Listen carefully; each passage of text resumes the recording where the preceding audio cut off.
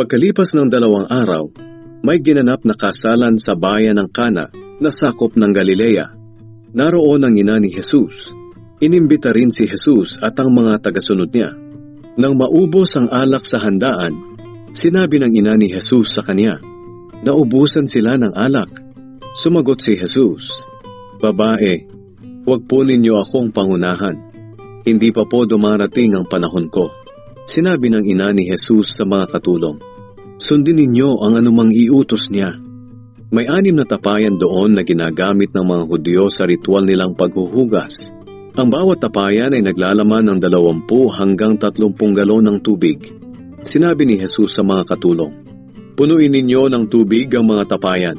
At pinunungan nila ang mga ito. Pagkatapos sinabi ni Jesus sa kanila, "Sumalok kayo at dalhin sa namamahala ng handaan." Sumalok nga sila at dinala sa namamahala. Tinikman ng namamahala ang tubig na naging alak. Hindi niya alam kung saan nanggaling ang alak, pero alam ito ng mga katulong na sumalok ng tubig.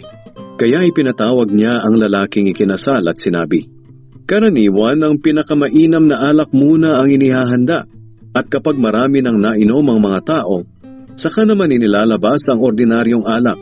Pero iba ka, dahil ngayon mo lang inilabas ang espesyal na alak." Ang nangyaring ito sa Cana, Galilea ay ang unang himala na ginawa ni Jesus. Sa ginawa niyang ito, ipinakita niya ang kanyang kapangyarihan at sumampalataya sa kanya ang mga tagasunod niya. Pagkatapos ng kasalan, pumunta si Jesus sa Capernaum, kasama ang kanyang ina, mga kapatid at mga tagasunod. Nanatili sila roon ng ilang araw.